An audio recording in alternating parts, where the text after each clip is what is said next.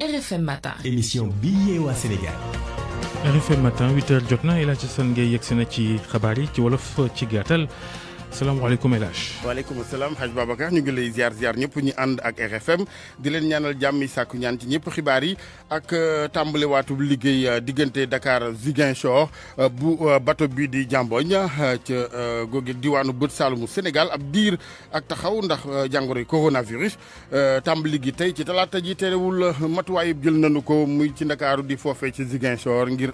lii di xeex beeg coronavirus. wàllu xibaar bokk na ci li nga xamante ni mooy rembetuk dex gi di fleuve Sénégal ca Bakel lu toll ci téeméer ak fanweer ak ñeenti hectares tool yoo xamante ni nangu na ko ndoxam dex googee jamono yi ca Gidaxaar département bu Dagana naka noonu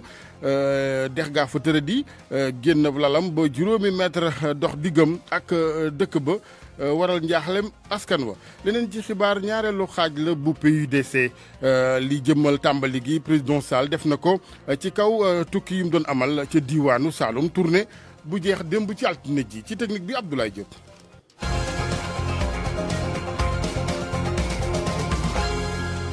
ñu tàmbalee xibaar yeeg dem ak dikk ci wàllug waax yu Sénégal diggante Dakar ak Ziguinchor bateau bi di Jamboñ dina tàmbali liggéey bi talaata tey ji wutali foofu ca Ziguinchor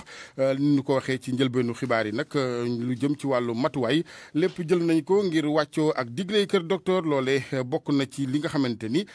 kii di kilifa gi jiite ko sama Abdou Salam Kane dénk na ko rajo Futur Média ci weneen wàll port ab Ziguinchor responsable yëpp fa ñoom it dogg nañ ci wàccoo gi ñeel geste barrière yi ci xeex ak jàngoroy coronavirus ci fànn woowee sax dañu ci déglu commandant bu port ab Ziguinchor Mamadou Moustapha Niang ak Lamine Ba. bi ñu jotee ne xibaar bi nga xam ne wax nañ ñu ko ne bateau yi dañu war a commencé àllarba fii la ñu war a egsi talaata la ñuy ñëw départ Ziguinchor pour ñëw fii port Ziguinchor ñun ñi nga xam ne ñooy autorité maritime yi fii nekk port Ziguinchor ak ñi nga xam ne ñëpp ñi nga xam ne ñooy bokk ci nga xam ne ci li nga xam ne ñooy sécurité ak si port Ziguinchor dajaloo nañu waxtaan li ñuy dogalal waxtaan pour yan ndogal la ñu war a jël ba nga xam ne ñi nga xam ne ñooy tukki ci gaal gi nga xam ne fii la ñuy départ Ziguinchor dinañ mën a voyager ak xel mu dal léegi nag yi si njëkk mooy dañu wax ni kenn képp kuy dugg si port Ziguinchor da nga war a takk sa masque balaa ngay dugg si port bi aussi di nga raxas say loxo bu mu set aussi gendarme yi dinañ leen jox ak ñi nga xam ne ñooy liggéey cosement ay thermoflash ñuy jël température képp ku nga xam ne sa température am nañ ci xel mu yaakaar ne sa température ñu xool la dalal la aussi dañuy xool nañ benn local boo xam ne ci la ñuy jël bu ñu amee xel mu ñaar ci yow foofu lañ lay tegandi ba nga xam ne mooy docteur yi ñëw sentu la li nga xam ne aussi mooy di gaawal liggéey bi pour jëndum ticket meeg li ñu naan enregistrement checking bi yooyu yëpp nee nañ pour mu gaaw ba nga xam ne nit ñi duñu mën a dajaloo port Ziguinchor lépp yemm na pour bateau bi mën a dem comme ni mu daan demee bu njëkk avant pandémie acteurs yëpp jàpp nañ ci pour nga xam ne li nga xam ne autorité bi digal nañu ko pour ñu respecter les mesures yooyu yëpp matana fii ci port Ziguinchor. mu nekkoon leeral li commandant port bi Ziguinchor Mamadou Moustapha Niang ci li nga xamante ni mooy matuwaay yi ñu jël ngir teeru fa ci jàmm ak salaam bateau bi di Jamboñ war a jugee Ndakaaru incha allah talaata tey ji wutali foofu ca Ziguinchor ci anami xeex ak coronavirus ci àddina ak ci Sénégal wàññite koppar yi nga xamante ni collectivité territoriale yi daan nañ ko am ci Sénégal loolee it ne ko nañ ko dund ko ak jàngoroy coronavirus ci wàllu au conseil collectivité territoriale daal dina ànd ak ñoom nekk seeni wet ngir kon noppee ànd ci gëstu gi ci yeneen ni koppar di fonds supplémentaire lu jëm ci wàllu kon taxawu ëtt bi ëtt yooyee di collectivité territoriale njiitu réew mi président Macky Sall jeexal altine démb ji li nga xamante ni mooy tournée agricole yi mu doon amal ci diwaanu Saloum ci wàllu woowee daal dina fa jiite am xew jëm ci lancement ñaareelu phase di xaaja PUDC programme urgence développement communautaire ngir kon may àll bi ñu jot ci ay jumtukaay matuwaay it naka noonu ci diwaanu Kaolack président Sall kañ fa it ñii di paysan maanaam béykat yi ak seenu njàmbaar ñu déglu ko président Sall ak Ibrahima Diamé. li nga gis nag mooy yàlla def na sutura ba nawet bi gàncax gi bëri na àll bi naat na loolu mois d'avril déjà ba ñu jotee les premières prévisions yi nga xam ne kuréel yi ko yor ci wàllu météo wane woon nañ ne ren 2020 dana nekk at mu bëri ndox su nañu ne kon nañu waajal nawet bi ginnaaw ndox mi dana bëri nañu yokk ñulug bi daaw def nañ 40 milliards ci campagne agricole ren comme ndox mi dana bëri nañ ko yokk def ko $50 milliards malgré Covid bi donc loolu effort la yoo xam ne daanaka mosul am ci wàllu campagne agricole fi ma jeexalee tournée bi nag fii ci Kaolack mooy PUDC moom dootuma ko wax ndax ñëpp xam nañu ko programme la bu am solo lu taxoon ma créé PUDC bi may wut réew mi di dugg ci biir Sénégal li ma gisoon seetlu ko fu ne mooy boo duggee ci biir réew yi ci gox yi ak gox-goxaan yi lu ñu lay jooy mooy ndox foo dem lañ lay jooy mooy amuñu courant lañ lay jooy mooy yoon bu ñuy dem lañ lay jooy mooy jigéen ñi sonn nañu ci liggéey di liggéey seen loxo di wol di soq di bojj dafa ëpp ma ne dinañu fexe ba jigéen waratul jël dooleem di ko liggéeyee ngir dundal njabootam donc loolu mooy programme bi nga xam ne moo ëmb PUDC. njiitu réew mi président Macky Sall démb ca diwaanu Saloum ci njeexite tournée bi mu doon amal jagleel ko wàllu mbay mi ci réew mi bët gànnaar bu Sénégal askan wu dëkkee fu mel ni Gidaxaar akum njaaxle Gidaxaar nga ca département bu Dagana njaaxle gi li ko waral mooy dex ga di fleuve Sénégal moo daal di ball bu tali fa ñoom ci juróomi mètre yu dox diggante loole nepp dex ak seenaw dëkk moo waral seenu njaaxle ñoom waa Gidaxaar Mamadou Diagne.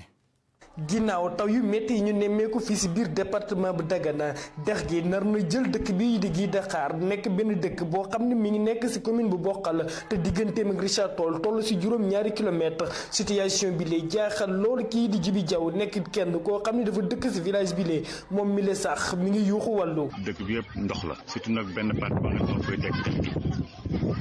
jóge ne si à 500 mètres ba sës dëkk bi benn dig ceinture moo ko sës dugg si biir aussi bon boobu ba léegi noo ngi si ça fait 2 semaines wala 3 ñoo ngi si di tiré mais bu ñu tiré 2 jours rek taw bi tawaat jàpp yàqaat lépp lu ñu liggéeyoon village bi ñu ngi def lu ñu mën mais duñ ci néew doole torop. mu nekk yuuxu wàllu yoo xam ne Jibi Jaw dafa jàpp ni autorité yi nga xam ne dañuy nekk fii si biir dëkk bi dañu leen tànqamlu loolee tax ba muy sàkku ndimbal si njiitum réew mi. gisuñu nag sous-préfet gisuñu préfet gisuñu keneen à part le maire te moom xam naa ne suñu commune amuñu doole yooyu kenn jàppaluñ si leen à part moom du kenn ku nga xam ne war na taxaw na fi Gidaxaar nag takku nañu ñu ngi xeex ak ndox mi daañu xeex nag ba mu ëpp nu doole jël ko mais du doon sàkku nag le président de la république muy Macky Sall mu gestu nu nun waa Gidaxaar sonoon torop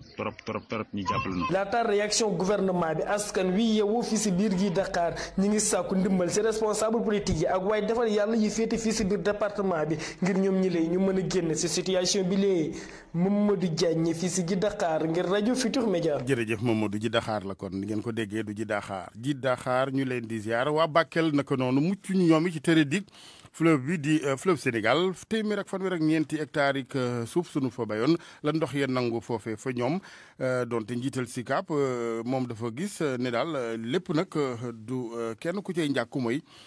dérèglement climatique bi ci àddina Moussa Oumar Gueye. ci jamono ji nga xam ne dañu seetlu ay coppite ci jaww ji loolu nag tax saa su ne dañuy gis ay mbënn ak yeneen yu ni mel tax na kii di directeur général bu SICAP di Mamadou Kassé xam ne ni fi nga xam ne moo faree bët penku Sénégal Tambacounda rawatina fi faree Bakel ak ci booru Gouloumbou dafa am ay dex yi fa ne yoo xam ne saa su ne mën na daal fonki ba nga xam ne dafay dugg ci biir daal di mëdd ay tool wala ay kër ci noonu nag ñu war ci mën a gën a xippi indi ci ay saafara Mamadou Kassé moom mooy directeur général bu SICAP nekk responsable APR ci Tambacounda. indi jafe-jafe kay crue ak décrue yi nga xamante ne moom la ñuy am mooy yéeg ak wàcc yi nga xamante ne ni dex yi dañ koy xam ci diggante dex bi nekk Sénégal ak dex bi nekk Mali am nañ ci ñaari jafe-jafe déjà yoo xamante ne mës na am parce que Gouloumbou gi am mbënd moo xamante ne ni yam na yàqu-yàqu yu métti yu fi amoon te jamono jooja ministre de l'intérieur Macky Sall moo ñëwoon fii jàppale ñi nga xamante ne dañuy yëngu ci wàllu banaana bi autant OMVS comme OMVG comme SILS ay alerte te ñu ngi def ay suivi autant service météorologique yi waaye agriculture environnement ak ñi nga xamante ne ñoom ñoo yor lakki ministère bi yor lépp lu nga xamante ne wàllu réseau hydrographique la ñoom ñi ngi ci liggéey bu baax a baax pour teewlu yi ñu war a teewlu ak anticiper yi ñu war a anticiper pour que yooyu bañ a sonalati agriculteurs yi ak population. Tambacounda commune ci jëmmi boppam dafa am daal benn yoonu ndox bu fi jaar buñ ko naan Mamakunda fekk faro bi moo ko wër ci noonu nag am ay kër yoo xam ne daal dañu tabax ci faro bi waaye itam ba tey moo jot nag ñu daal di gën a mën a gas ay yoon yoo xam ni ci biir Mamakunda bi ndox mi dana fa jaar fekk du lor askan wi ci wet gi itam ñu daal di fa ibbi ay pexe yoo xam ni danañ fa def lépp lu jëm ci wàllu mbayum dër mi ba légumes yeeg yeneen yu ñuy ittewoo ñu mën ko am fii nga xam ne moo faree ci Tambacounda Moussa Omar Gueye Tambacounda rajo Futur Média. Moussa jërëjëf ñu del si Ndakaaru dem ba Hann Bel-Air daa mel ni wuyootul turuwa ak air bu neex pollution la nu fay dund maanaam saxaar soo xamante ni fu ne ca jaww ja di bawoo foofee fa ñoom ñu ci bari ci askano gis ne pexe genn gi fi lekk ak jubbanti rek mooy di takki masque ak yeneen ngir daal di sàmm seen wér-gu-yaram reportage foofee ci Hann Bel-Air ak Mamadou Oumar Ba. ay tuyaux yu mag ñoo nekk ci kaw di génnee saxaar ñu ngi Hann Bel-Air fu jege lool port bi fii ñëpp a gis saxaar si waaye dafa mel ni kenn bugg cee àddu. ñu wéyal suñu yoon di wër kuy wax ci pollution bi masque bi ci kanam bi Alassane Boor yi lay liggéeyee mu nangu ni ci zone à risque la ñu nekk. comme zone bi déjà dañ ko tuddee zone industrielle déjà loolu noonu rek déjà day wane c'est des zones xam ne à risque yu ñu war a moytu la dañoo war def ay masque tamit bon Covid bi moo fi indi mais je crois que même au-delà de la Covid les gens dañoo war a continuer di protéger wu parce que fii moom y a déjà la fumée qui est là c'est la pollution. Abdou Aziz da doon romb mu dégg lu ñuy wax mbir yi yitteel ko lool mu yëkkati si kàddu yi. moytu rek ndax kenn xamul quoi te fii ay boîte yu mag ñoo fi nekk essence bi fi lay jaar gasoil bi fi lay jaar amana bi fi lay jaar avant masque yi di ñëw lii feebar bi tax ñu indi ko mais lii dafa baax ci lu ma dama képp kuy liggéey fii ci protecteur port bi. masque mooy solution bi ñëpp joxe ñu jàpp ni nit ñi dañoo war a aar seen bopp ci pollution comme ni ñuy aaree seen bopp ci coronavirus bi. Omar Ba ñu koy gërëm dem ba Ranérou Ferlo ak ndaw ña fa mere ñu ne ba fut kii di njiital kër docteur foofe médecin chef district ndax ak cooxe gunu gis ci wàllu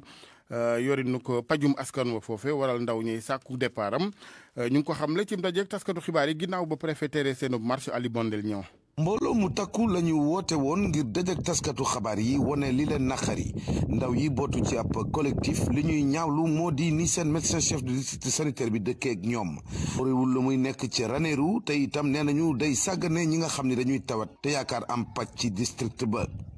ba waral tey jii ñu boole seen bopp benn dànk di ñaax sàkku ci nguur gi ñu jëlee ko fi indi leen keneen. defal traitement ñu nekk foofu di kaar médecin bi gisuñ ko ba kale bi décédé ba waa ji gaañ la doog surtout président Macky Sall ñu ngi koy ñaan ñun waa Ranérou nañ ñu jàppale surtout ñun jigéen ñi parce que kuy def échographie ñun si jigéen ñi kuy def césarienne ñun si jigéen ñi problème bi si bëri ñun jigéen ñi ñoo koy daj ñu ngi ci ñaan rek nañ ñu jàppale tabaski su ñëwee même su amee ñu war a jëm na am ñu war a des parce que tabaski day am ku bëgg a am doom day am ku feebar. ci seen dajak taskatu xibaar yi ndaw Ranérou yemuñu si waaye itam ñu ngi ñaawlu anam bi xale yi di mànde ca gox ba nde sax du sàngara la ñuy naan waaye ay parfum yu ñu tuddee bul faale la xale yi di naan. sàngar bu ñuy jaay fii ñu xam teguñ ko fenn amuñu seen papier te sàngar bi lu yàq rek la indi fii ci dëkk bi 2 mois yii rek am nañu fii ñaari gaañ-gaañ yoo xam ne sàngar moo ko waral dañoo bëgg ñun suñu jàppee fii kenn koo xam ne day jaay sàngar ñu yóbbu ko tribunal lañ ci def luñ ci war a def ñeneen ñi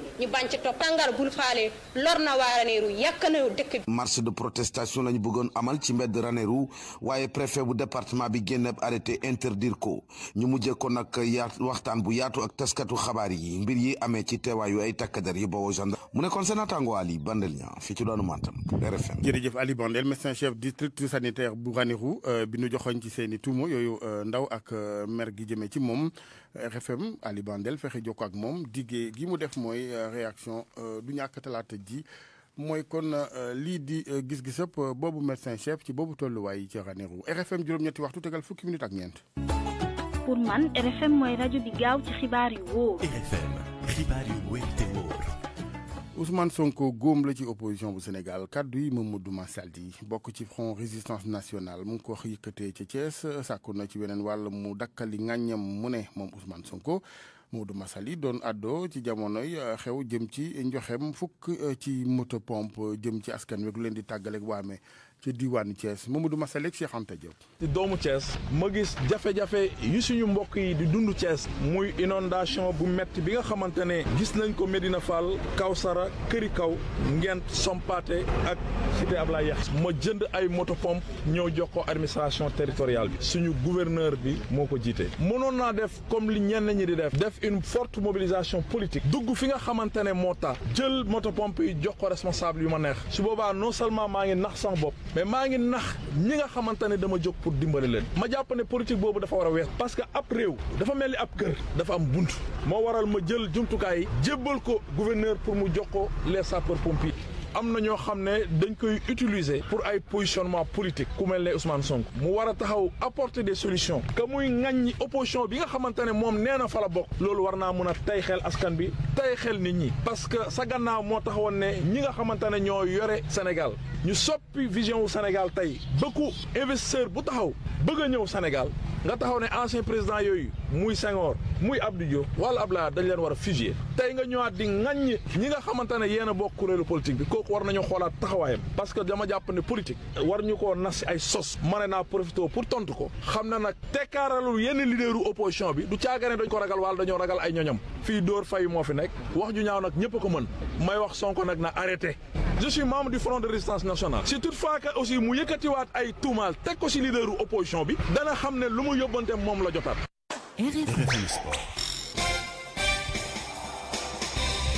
tàggat yaram Malal Junior Diagne maa ngi lay ziar Malal. maa ngi lay delloo ziar la jasal. bisimilah. ñu doore ak waa Teungueth FC di équipe bi war a teewal Sénégal ci Ligue des champions atub ren ji ña nga seen wàllub tàggatu doon nañ ko bés ni kon démb ngir waajal liggéey ba seen entraîneur bi nag ni daal am na programme goo xam ne taxawal nañ ko ngir lépp mën a jaar ci yoon gannaaw ba ñu toogee ab diir yënguwunu Youssouf Dabo la ñuy déglu ci micro Soda Thiam. waaw bon di wax alhamdulilah di remercier aussi autorités yi nga xamante ni jàpp nañ si yëpp pour ñu am possibilité tàmbali liggéey bi parce que c'est tout ce que les stades yi ubbeeguñ ko woon et tey groupe bi ñaar lañ ko def mu am benn groupe boo xamante ni dafa dem di def visite médicale dafa dem seeti docteur pour ñu càmbar seen yaram et mu am beneen boo xamante ni ñoom tey lañu aussi ñoom ñoo nekkoon si terrain bi quoi di liggéey yàlla def na lépp jàll na si yoon alhamdulilah. waaw loolu moom jafe-jafe mënu see ñàkk parce que toogaay bi yàgg na mais comme li may wax boobu léegi toogaay bi dafa nekk situation boo xamante ni mënatuñ si dellu ginnaaw xam nga donc du ñu toog rek naan toogaay bi yàgg na il faut que ñu trouver des solutions maintenant pour avancer si liggéey bi. leneen itam waxtaanee ko muy xale Sénégal bi di Edouard Mendy ma nga ca Düsseldorf ca Allemagne. foofa la ko waa Chelsea yemoo xaatimoo la kayit yóbbu tey ji ngir càmbar yaramam ba xam ndax mën na am déet bokk ci seen équipe googa moom nag awukat bi dañ ko fa jënd ngir daal mu ñëw yokkal leen ay ndëgërlaay ci seen wàllu défense ndax gisee nañu ni kookee di Kepa di Kafane gudduñ toll nii dóorewut fayiwut Mamadou Oumar Ba. Kepa ñu ngi wéy di ko critiquer ndax erreur yi muy def ki fi nekkoon góolu Bilbao at yi di toll ci 25 képp spécialiste yu bëri jàpp ni attanul nekk ci club bu mag ci championnat bu toll ni Premier League attanul itam statut gardien bu gën a seer ci histoire football ñaari at yi mu njëkk a def Chelsea mel ni li koy firndeel ndaxte 51 buts la jël ci 54 match saison wam bu njëkk bi ci topp 58 buts la jël ci 41 match képp weer yi di dem chiffres yi di wane Kepa du ki ko Chelsea foogoon ci 33 match Premier League juróom-ñetti képp la si jëlul but Mendy moom ci 24 match am na ci 9 clean sheet Mendy moomee 76,3% ci pourcentage arrêt la def alors que Kepa 53,5% la ci def Mendy magee Kepa ñetti at gën ko njool itam moo tax centre yu dugg ci surface am yépp 10,2% yi Mendy arrêté na leen Kepa moom 7,6% képp la si jàpp ci contexte boobu Mendy mën a doon bu ñëwee gardien numéro 1 bu Chelsea. Edouard Mendy ci Angleterre googa démb Manchester City di vice champion bi door nañu seen liggéey dañu daal di tàmbali rek daan ñii di waa Wolverhampton ñetti bal si benn De Bruyne ak Foden ak Jesus ñoom ñoo daal di kon dugal but ya foofa Aston Villa tam daan waa Sheffield United ca Italie ñu jeexale foofa ñoom tam soobu nañ ci liggéey bi seen championnat bi AC Milan daaji na dugg bu am solo ci compétition dafa daaji rek daan ñaari bal si dara équipe bu Bologne bi Zlatan Ibrahimovic alaaji moo dugal ñaari yoon te moom nag ay atam weesu na fanweer ak juróom-ñett waaye ba léegi gone yi am ay fukki at ak juróom-ñett ak ay ñaar fukki at yooya ku mu ci fereesu say mbokk ñëw maanaam yaa am kattan macha allah yax yi dëgër tubarkal jërëjëf Malal Junior Diagne Malal ñuy fàttaliku nag tey làqu ku tedd xalif général ku lu Tijaan ba woon sëñ Abdou Aziz Sy Al Amine gis na tey la làqu woon talaata tey ji kon 22 septembre 2017 tey 22 septembre 2020 ñu ñaan rek suñu borom yokk leeram amin taas ñu ci barkeem allahumma amin alaaji woon kilifa gu njaboote la woon wallaay te amoon Pastef waaw yëgoon tam doomu aadama yi dëgg la mooy borom ku doon wax naan kuy def lu la waay def nga fayu kañ ngay doon ab sang kañ ngay doon ab sang comme ñun nag danoo bëgg ne sang nanuy tànqam lu rek léeg-léeg ma topp doon may waxee ci couloir bi ndeysaan tabarkal jërëjëf Diagne RFM rajo askan wi ñu yegg seeg yéen ci chronique culture bi am mbégte àndaat ceeg soxna Anna Rocha maa ngi leen di nuyu mbokk yi am mbégte loolu àndat ak yéen ci ab chronique culture bu bees fii ci RFM gis-gis bu bees mooy titre xew-xew bi nga xamante ne mooy fësal ñeent fukki at yi nga xamante ne ci la Kalidou Kassé di yëngu ci wàllu art bi mu nekk nag initiative bu tukkee ci ay xaritam atum 2015 bu ñu sukkandikoo ci Anta Sow Camara nekk njiital comité d'organisation bi lee xew-xew. bu ñu doon xaar Kalidou rek. du am parce que moom bëggul li mu bëgg a fësal daal mooy liggéeyam benn bés ñu toog di waxtaan bi ñu calculer gis ne que mu mat 35 ans ñu ne que 35 ans moom foog ñu màggal ko tombé moom tamit mu nekkoon période boobu amoon inspiration mu ne justement sax fi mu nekk am naa œuvre yu bari yoo xam ne mën na nekk faire l'objet d'une exposition c'était en 2015 35 ans yi ñu def ko musée Théodore Monod ñëpp si kontaanoon là il nous a dit écoutez on va pas faire ça chaque année on a dit ok pas chaque année 2020 bi mu commencé ñu ne Kalidou 40 ans donc ñoo ko teg pression. li ko dalee kon ñaar fukki fan ak juróom-ñaar ci weeru novembre jàpp ñaar fukki fan ak juróom-ñett ci weeru décembre gi ñu dëgmal dinañu amal ay manifestation yu bëri yu ci mel ni benn exposition individuelle ci musée des civilisations noires mu nar a doon nag gulet ab artiste sénégalais di fa exposé ci anam yooyu yule depuis bu ñu inauguré bërëb bi ak léegi dañ ci déglu docteur El Hadj Malick Ndiaye nekk directeur artistique u xew-xew bi. anniversaire bi dañoo am benn objectif mu nekk benn défi en même temps mooy nañu présenter Kalidou Kassé mu mel ni Kalidou Kassé dafa am 20 ans. parce que il célèbre 40 ans de carrière mais artiste du màgget. donc comment Kalidou Kassé dans quelle mesure la mën a ñëwee le 27 novembre présenter ñu ay œuvres yu bees tàq. yoo xam ne nag day mel ni œuvre yoo xam ne da ciy jàng expérimental comme ni ñu koy waxee une 50aine d'œuvres yoo xam ne yëpp yu bees tàq la mais tamit ku xam Kalidou Kassé ku yàgg gis ay œuvre am di nga deviner ni identité am signature am moo ngi ci œuvre yi ba léegi. mu di itam anniversaire bu am solo ci artiste plasticien bi di Kalidou Kassé surtout nag ci lu jëm ci wàllu démarche artistique bi nga xamante ne moom la tànn. dañoo toll moment boo xam ne àdduna bi ci boppam moo taxaw mais àdduna bu taxawee. war nañu taxawaat xool li ko taxaw loolu lan la kon il faut ñu ubbiwaat suñu bës comprendre ubbiwaat seen mooy gis-gis bu bees bi mooy nan la ñuy defee ba nga xam ne tey relance à partir de l'après Covid nan lañ ko mën a defee man par exemple période bi mu amee dama leen kii de opportunité la sax pour àdduna bi ndax tey on était dans nos certitudes maanaam ku nekk yaakaaroon fi nga toog lépp leer na la gis-gis bu bees bi nag du seulement ci wàllu art bi société bi ci bopp moo war a am gis-gis bu bees ci lépp. kon nag mbokk yi fi la ñuy yem ci chronique culture bi di leen jaajëfal ci déglu bi dig daje ëllëg incha allah. incha allah Anna Rocha jërëjëf ñu egg ak yéen ci Koro News ànd ak Pape Bes Diba. Covid-19 bi ak sévère gi nga xam ne nii sévère na ko bay egg ci faat nit yi benn njàngat goo xam ne bureau de prospective économique bu Sénégal la ñoom ñoo ko def ñi ngi wax ne score bu Sénégal jóge na ci 0 bu tegal 93 ci 20 septembre egg ci 0,92 ci 13 septembre suñu réew Sénégal mi ngi ci 45e rang ci àdduna bi yépp ci Afrique nag mu ngi ci ñaar fukk ak ñaari rang bi ci Afrique googu sax ak Algérie bi nga xam ne ni moom romb na juróom fukki téeméeri junni nit yi nga xam ne ni ñoom ñoo am jàngoro feebar gi waaye Algérie gis na ne par jour ña fay am jàngoro ji mi ngi wàcc bu baax a baax bilan bi nga xam ne nii nag waa agence France Presse établir nañ ko ci altine gi li wax naa ne am na lu toll ci juróom-ñeenti fukki junni ak juróom-benn fukk nit yi nga xam ne nii kon ñoom ñoo faatu ci àdduna bi yépp li ko am nag doomu jàngoro coronavirus bi mu ngi ëpp fanweeri million ak benn ci fanweer million ak benn yi nag jàpp nañ ne ñaari fukk ak benn yi ñoom jot nañ wér ca Espagne lu jege benn million ci Madrid ñoom dañ leen tëj seeni déplacement lu ñu wàññi la bu baax a baax ndax réew mi dafa bëgg wàññi bu baax a baax feebar bi nu muy lawee foofu alors que ci Royaume-Uni nag di Angleterre ñoom nag foofu autorité santé yi ñi ngi artu bu baax a baax nee nañ suñu changé wul comportement yi foofu fii ak weeru novembre réew mi dina egg ci jour bu ne dina am ñaari ñaari téeméeri doomu aadama yu faatu ci jàngoro ji ci États-Unis bilan officiel bu mbas mi war na egg ci ñaari téeméeri junni doomu aadama ci altine gi université John Hopkins ñoom ñoo ko comptabiliser jamono jile nag li faatu mu ngi ci téeméer ak juróom-ñeenti fukk junni doomu aadama ci juróom benn million ak lu tegal ci nit yi nga xam ne ni ñoom lañ recensé ne ñoom ñoo ko am mu ëppale bu baax a baax waa Union européenne Brésil ak Inde. ñu wax ci réew yi nga xam ne ni dañu am doole ñoom dañu adhéré ci dispositif bi nga xam ne waa OMS dañ ko teg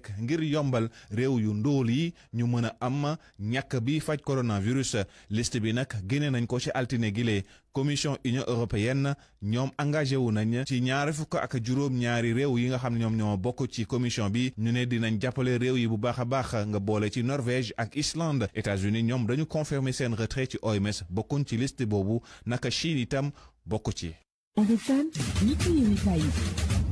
Savon de Marseille Alphé seen Kenkeyri AAD Abdou Alima Diop seen savon créole ak seen cuuraay raktak bi rëy yooyu ñoo leen di may li ci yéenekaay yi. yéenekaay yeeg Mamadou Mouhamed Ndiaye. jërë ngeen jëf yu xamtiku ku mu tax a njool booy toqi di gàtt ku weddi laajal locataire yi ci réew mi l'observateur nañu ñu bari ci ñoom seeni bailleur ñoo ngi leen di génne ubbil yéenekaay bi état d'urgence sanitaire bi taxoon président Macky Sall ne woon borom kër yi nañu bal seen locataire yi leen amel ba jëmee jamono moratoire boobee président de la république maye woon ba mu jeexee ca la jàmm mu jeex ci diggante ñi luye ak ñi leen luye maanaam ci diggante locataire yi ak seeni bailleur ne ñu bari ci ñoom ñoo ngi doo dàqe ak a jaabaay toog a jaabante di dem ak a dikk ci tribunal ci lu matul weer ci département bu Ndakaaru justice jot na fi lépp juróomi téeméeri assignation en référé d'expulsion ndax ñàkk a fay Momar Ndaw njiital ASCOSEN di leeral ci l'observateur ne waa agence nationale statistique ak démographique di waa ANSD def nañu gëstu bu wane ne fii ci réew mi téeméeri locataire yoo fi jël juróom-benn fukk ak juróom-ñaari maanaam 67% ya toll nañu bés boo xam ne laata ñuy fay seen location lu nekk daj nañu ko ñeneen ñuy daj ci coono bu xel dajul ñoo ngi ci Les Échos mu di doomi Sénégal yi dem Italie di liggéey ca tool yi Italie ñoo ngi xam ne ci yéenekaay bi ne la ñu fay dund dara wutaliwu ko ak njàmm kenn ca ñoom ñu naan ko Moodu wax ci yéenekaay bi ne bés bu yàlla sàkk dana def ca tool yi fukki waxtu ak juróom-benn yu tojul minute di wëtte tamaate njamb bu noppee juróomi euro la ñu koy fay mu séddoo ko ak ko fa yóbbu te du moom rek ne am na keneen nit kuy dund lu ne mel ba di ko wax ci journal Les Échos mu di xaali nee na moom bés bu yàlla sàkk fukki waxtu ak ñaar dana ko liggéey ca tool yi juróom-benni euro yu fekk gës lëf la ñu koy fay mu jël ñaari euro ya jox ko capot maanaam parrain di ki leen wutal liggéey ba liggéey bi jëm ci financé ñaareelu phase bu PUDC journal L'As xamal nañu ne kilifa yu réewum Sénégal ñoo nga ca bu baax a baax jot nañu caa dajale téeméeri milliards ak juróom fukk Soleil national dëggal xibaar bi ci xëtamu njëkk wax ñu ne ci ñetti téeméeri milliards yi ñu soxla ngir financer phase 2 bu PUDC genn wàll ga di téeméeri milliards ak juróom fukk ya jàppandi na waa Banque africaine de développement waa BID ak waa Fonds de soutien au développement ñoo assuré financement bi la Sénégal jëlaat wax ji wax ñu ne wax ji des na ndax ci mission boobu waa FMI Fonds monétaire international def nañu ko ci réew mi ci diggante juróom-ñeenti fan ba fukki fan ak juróom-ñett ci weeru sàttumbar wane na ne coronavirus bi tax na PIB bu Sénégal mi ngi ci 0,7% ci 2020 gi journal L'Info ne ko information boobee nag moo tiital kilifay réew mi ne dafay firndeel koom-koom gu boole photo ñu ak gàllu góose ci Sénégal état bu Sénégal Pape Massata Diack nee na dafa war a porter plainte justice bu France mi ngi ko waxee ci Vox Populi Pape Massata Diack ne justice bu réewum France dañoo xotti woon may président bu Sénégal li ñu def mu ne su ko xàmmeeg saaga république bu Sénégal Pape Massata Diack ne baayam Lamine Diack bu waxoon àdduna bi tukki kon si yow mooy tas-tasar mu ne koo ne duma la topp fa ngeen jëm a sorewul léegi lu ñu fi waay waxati ñun waa njaageen di nga xam ne bàkk nga njàkk man Pape Massata Diack duma ci bàyyiti kenn xam naa lu bari xam naa yu bari bu ñu ma taxee wax danañu dégg luy tàkkate du fay sursoi nañu ginnaaw bi mu sàkko ci état bu Sénégal mu topp ci yoon justice bu France Pape Massata Diack jàpp na ne classe politique gi guerre gën a sëxin ci àdduna bi mooy bu France ku wax justice sam xel dem ci magistrature magistrat yi réew meeg ñol-ñol gi ñu nekkee fa ñu ci tollu journal Le Quotidien xëyee na ko xibaar ñu ne kii di Souleymane Téliko président union des magistrats du Sénégal ginnaaw convoqué gi ñu ko convoqué woon ca inspection générale administration justice ñoo ngi koy xaar léegi ca kanamu conseil de discipline bu magistrature gi la yoon duy wax yu mu waxoon ci interview la ñu koy toppee waaye dogalu justice yu ñu ne da koo dinget ci ay waxam ñu wax ci tournée économique yu président Macky Sall yi la Tribune ab doxantu di promenade la ko jàppe di tournée économique yuy xeeñ politique bu baax a baax yéenekaay bi dolli ñu ci ne ca Kër Massar askan wa mu fa seeti woon ñoo nga ba léegi ca biir ndox ma mu leen bàyyi woon njaboot yu bari seenu jaaxle ku jaxasoo dafa gën a yokk saafara su wér la ñuy xaar ci inondation yi Abdoulaye Mamadou Guissé président mouvement Fulak Fayda nañu ci xët mu njëkk Vox Populi saafara soosé bu ñu ko yaakaare ci Macky Sall dóor nañu suñu loxo ci ëkk Macky Sall xelam nekkatul ci gouverner ak demam lay waajal jamono ji limite rek moo di Macky Sall lajj na ne tële na ba ñëpp teg ci seen bët bëggut a démissionné Abdoulaye Mamadou gisee ne Macky Sall ay waxam taxawul du nitu kàddu lu mu la wax lu dul Marième Faye Sall la nopp rek waxu la dëgg Dakar dem dikk wan nañu Mamadou Racine Sy ne sama bopp ma la gënal du bañ naa la ubbil source wa tey Dakar dem dikk yi doon yóbbu personnel bu hôtel King Fahd Palace ñu daan liggéey ak daan dellu seeni kër yéenekaay bi nee nañu Dakar dem dikk nangu nay watam ndax nee nañu waa hôtel King Fahd Palace dañu leen yoreel bor ba noppi di leen ajo adjudant chef Babacar Ndiaye commandant brigade bu Thiaroye ak i gaayam l'Observateur nee nañu ñoo teg loxo benn marchand ambulant bu dëkk Thiaroye Azur njaayum yamba la ñu ko jàppe ñeent fukki kilo yamba ak benn la ñu fekk ci moom waa ji di marchand ambulant bi ñu ko jàppee ba laaj ko li muy def lu ko ci dugal li mu leen tontu moo di dañu ko wax ne njaayum yamba dafa dox moo tax mu dajale ba am 2 millions am investir ko ci yamba ji. Savon de Marseille Alphé seen Kenkeyri AAD Abdou Alima Diop seen savon créole ak seen cuuraay raktak bi rëy yooyu ñoo leen doon may li ci yéenekaay yi. jërëjëf Mamadou Mohamed jërë ngeen jëf mbokk yi xibaar la woon ak RFM bokkoon na ci ne xibaar bato bi nga xamante ni mooy jàmboñ war a tàmbaliwaat ak dawam talaata tey ji diggante Dakar Ziguinchor naka noonu Ziguinchor Ndakaaru ab diir nag mu taxaw ay weer ginnaaw jàngoroy coronavirus waral kilifa yi rawat na ca port ab Ziguinchor jël matuwaay yëpp ngir wàccoo geeg digle kër docteur dex gii di fleuve Sénégal ak it ball gi wutali waa Bakel am na fa yàqu-yàqu yu mu fa def lu toll ci téeméer ak fanweer ak ñeenti hectare ci wàllu mbay mi yoo xamante ni jamono yi ndox ma nangu na ko fa ñoom gi da xaarit ci département bu Dagana naka noonu askan wi dex gi bawu leen fleuve Sénégal gi daanaka daal dina jugee ci lal ba wutali fa ñoom ba juróomi mètre diggam ak dëkk ba leneen ci xibaar ñeel ñaareelu pàcc bu PUDC gi nga xamante ni askan wi ci gox yu xëccee ko tax a jóg ci wàllu jumtukaay ak wu nekkin ñaareelu xaaj boobee lancé nañu ko démb ca diwaanu Saloum ci njiital président Macky Sall mi fa nekkoon ci ngan tournée ci wàllu mbay daal dina ci profité moom njiit réew mi kañ bu baax baykat yi ak seenu taxawaay tey jii 22 septembre 2020 bis ne tey ñetti at ci ginnaaw ak làqoom ku tedd ki xalif général ku lu Tijaan ba woon Serigne Abdou Aziz Sy Al Amine xool ak xel yëpp demaat ci moom ni ñaan suñu borom yokk leeram ca taas ñu ci barkeem fay ko bu baax taxawaay gi ci diine l'islam Abdoulaye Diop moo nekkoon ci technique bi El Hadj Assane ci micro bi ca kanam tuuti seen émission daan coronavirus dinañ ci ànd ak professeur Djibi Diakhaté ay weer ginnaaw ndorteeluk lii di programme mu daal di fentoon ànd ci ak ASC yi ak communes yi waaye ministère de la santé duppe ko nawetaan Covid fu nu ci toll askan week lan ci am ne résultat ak li des ci taxawaay gi loolu lépp nañ ko jàngat nu ndur ak moom daañu leen demalit ci lenn ci sunuy diwaan ak kenn ci correspondant yu RFM